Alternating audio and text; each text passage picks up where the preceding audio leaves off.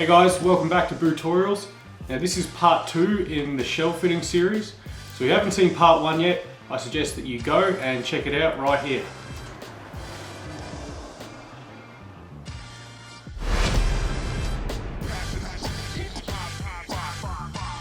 And one of the most important things to get right in your boots is going to be forefoot width. Now the goal here is to secure and stabilise the front of the foot. Now if your boot is too narrow in the front, what it's going to start to do is actually compress and cup the foot.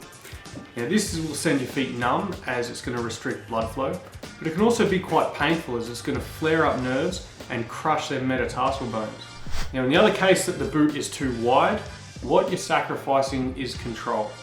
So with the extra space, it's going to feel really sloppy and you're going to start getting off the railroad tracks. And what you'll find is it just takes so much more effort to make your skis do what you want them to do. When you look up information on ski boots, what you'll usually see is brands will offer a narrow, a medium, or a wide fitting boot. Or this is our race boot, this is our performance boot, and this is our comfort boot. Now this information is completely useless to you. And what will be useful to you is the last dimension. Now what this is the internal dimension of the shell at the widest part of the boot. But what you need to know is this number only is in reference to their base size. Now in men's that size is a 26 and in women's that size is a 25. So as this size increases or decreases by a centimetre, so does this last width by 1 or 2 millimeters. So that number is a great reference to narrow down your selection to start looking at, but the real key again is to get your foot in and have a look at the shell. Now to check the shell width properly, you must open the boot and have a look at how your foot sits inside there.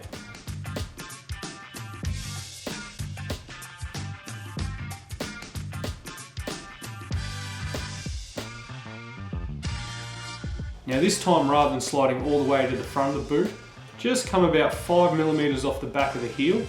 And then what you want to do is draw your big toe over to the inside part of the boot. And we want to have a look at how much space you have down this lateral side of the shell. Now what I consider to be perfect width here is about 2 or 3 millimeters of space. And the reason being is when you step your foot back into that boot with your liner, it allows a bit of space for that foam either side of your foot while it's still holding your forefoot nice and secure. Now if you are contacting both sides of this shell, it generally means your boot is too narrow. Now there is people whose feet can take this compression and in fact they like it. But for the vast majority of people, this is what's giving them all their aches and pains. Now if you are looking at new boots, I would suggest you look at a wider lasted shell. Unless the boot you're looking at has a bit of moldability in the plastic, or you're able to get that boot stretched straight away. Now if you're looking at your current boots, and this is the case, there is some good news, and that is that you can get your boot widened with a stretch. Now on the other end of the spectrum, if you're looking in the forefoot and we're seeing a lot of space, so 5 millimeters plus, we're starting getting a range of boot that's too wide. Now the variables here is if you've got a really thick liner, it's still maybe holding your foot right. But the only other way to take this volume out is going to be actually adding foam to your liner with a shim. But like length, if your boot has too much space here, long term we want to get you into a narrower boot. So then we can take a look at maybe some pressure points that you might be getting in your boot.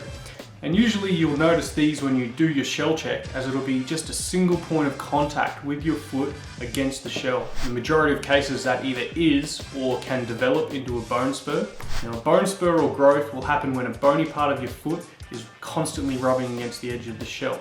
Now your body's natural defense to this agitation is to actually start sending fluid to that spot.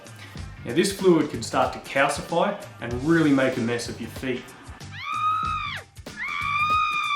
For the most common places you're going to find this happening is going to be the first metatarsal, or what's known as a bunion, or the fifth metatarsal at the front, which is known as a sixth toe or a tailor's bunion, or even back on that fifth met, back towards what's known as the cuboid bone. Also the back of the heel, if you're getting any heel lift and rubbing by impacting the back of the heel cup. Also quite common on the inside of the foot with your ankle rubbing against the shell, or underneath what's known as the navicular bone getting slammed. Now in the case that you do have one of these points giving you quite a lot of irritation, we need to get the pressure off. And the way you can do this is either with a stretch just to that point in the plastic, or we can grind a pocket with a dremel for that to settle into. Now if you are in a pretty snug high performance fit boot, a grind can be really effective for this, as it just gives a nice little pocket of clearance for that bone spur to sit into. Now if you want more information on this, you want to check out my video on boot grinding. Okay, so I'm going to finish this video there, but join me in the last one of the shelf fitting series, and we're going to go through how to make sure you're getting the volume of your boot right, and also the last couple of aspects we need to make sure that your ski boot shells fit you correctly.